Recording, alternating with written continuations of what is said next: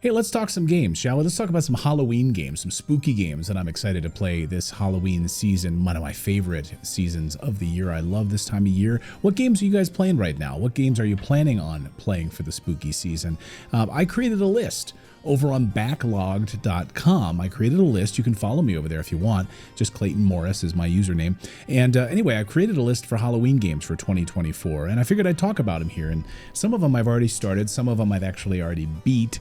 But I've started this new tradition. Last year during the Halloween season, I played a couple of spooky games, and I just have this unbelievable memory of sitting there playing Symphony of the Night for the very first time, Castlevania Symphony of the Night. And now I'm making it a tradition that every Halloween I'm going to play some good spooky games, ones that are on my backlog, and just really enjoying the season. It just makes it more enjoyable, so I figured I'd do that every year, and so make a little bit of a tradition here. So all right, let's get into some of the games. Now, one of them I talked about here on the channel a little bit a few weeks ago, and it's a game that I've already played and I've already beat, and it is definitely a spooky game, and it is perfect for this Halloween season, and that is Emio The Smiling Man, the Famicom detective game.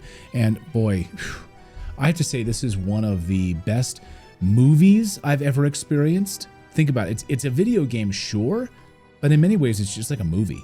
And I was thinking about it, if I had to pick like my favorite cinematic experience of the year, the best story, the most engrossing story that I've watched in the movie theater this year, I can't think of it. But I will say Emio is probably the best movie I've experienced this year. Yeah, it's not really a video game. It's not even a choose your own adventure. You're having to kind of solve the story and unfold and figure things out as you go. But oh my gosh, the story is phenomenal. It really is. And it left me just sort of with my jaw hitting the floor. And so, yeah, it has some pacing issues. If you can get past the first few chapters where you're like, okay, is this going to drag a little bit? Get past chapter 6 or so. There's 12 chapters. And definitely stay past the end credits scene, okay? Because I'm telling you, that's how you get the full reveal, okay? But it is really a remarkable experience and perfect for Halloween season. So I've really enjoyed this. Okay, next up on my list is a game that I never played. I played it a little bit back in the day at my friend's house, but I never completed it. That is Gargoyles. Now, I have the limited run version here for the Sega Genesis, but I am playing the Nintendo Switch remastered version at the moment, and I thought this is a very short game. One thing I love about this game is that it comes right out of the box with the remastered graphics, which look fine, but I'm really into the classic Sega Genesis look and feel of this game, and so with just the touch of the R button, you can switch between the graphics seamlessly. It's unbelievable. Without any lag, any sort of a delay. You don't have to relaunch a menu or anything like that. You can switch between these two graphical styles. So yes, there's some areas that are a little dark. Maybe you want the lightened version of the remastered, great, but I really want to play in the classic Sega Genesis graphics, and that's a great option in this game.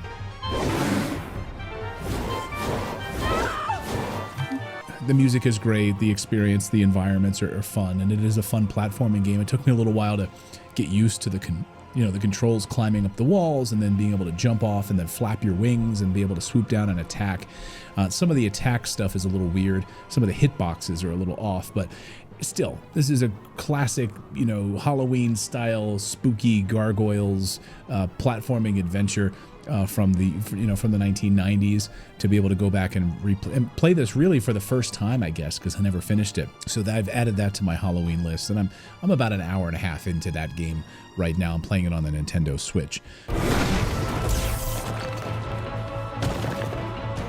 Okay, another game that I'm a few hours into, and this is the work of my friend Johnny over at the Happy Console Gamer. So many Resident Evil games over the years, and I have loved them all. Because I told him I bought Resident Evil 2 when we were at the Portland Retro Gaming Expo, and he said, oh, great choice. He said, but why don't you go back and play? There's a Resident Evil collection. There's an Origins collection. So what did I do?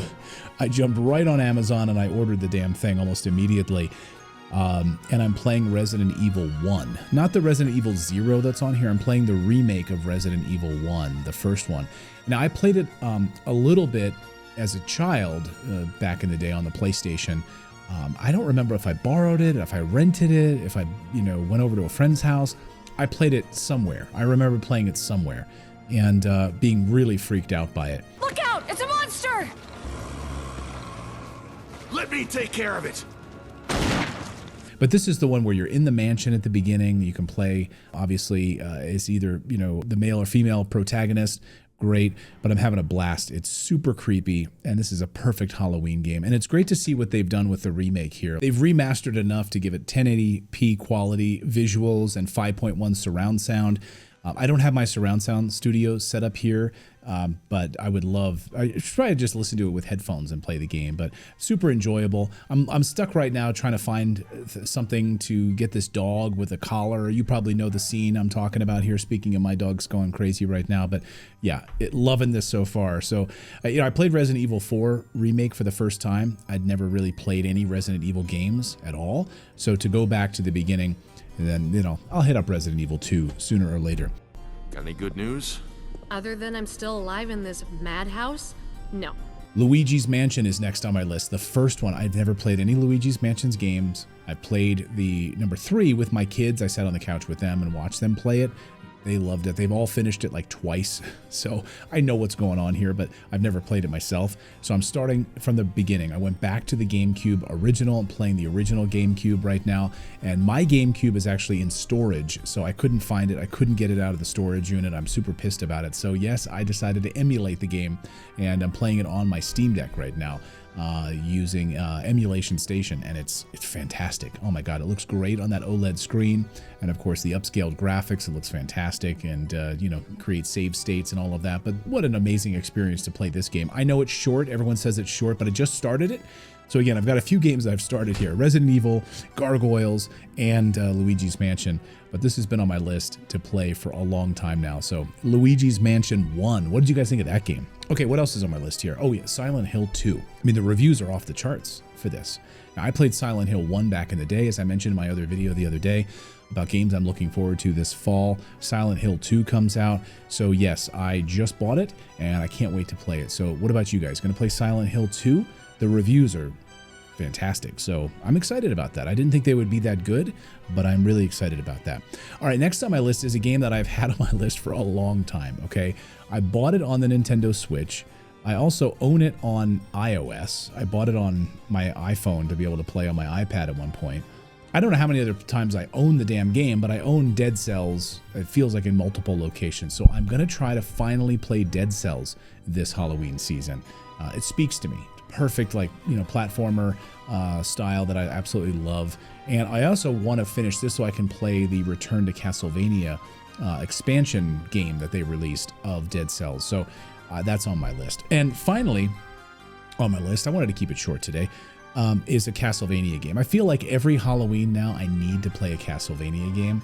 And so I'm going to play Aria of Sorrow from the Advanced Collection. Now, I've got the big Advanced Collection Special Edition, so I'm cracking that one open, and that's the Castlevania game that I'm going to play this Halloween season. I know there's so many great ones, but on the heels of me playing Symphony of the Night last year, I need another good one, and I've really been obsessed with the Game Boy Advance lately, so I'm excited to play Aria of Sorrow. So those are the Halloween games I'm going to try to tackle. I'm making a good dent in some of them already. Let's see if I can finish out before Halloween on October 31st. What about you guys? Any good Halloween games you're planning on playing? Let me know in the comments section. And as always, I try to read your comments, as you know. I always try to interact with everybody as much as I can. So leave me a comment, and I would love to see what games you're planning on playing this Halloween season. Thanks, everyone, for joining me in this little kind of hangout chill time, talking Halloween, one of my favorite holidays. So good to see all of you guys, and we'll see you next time.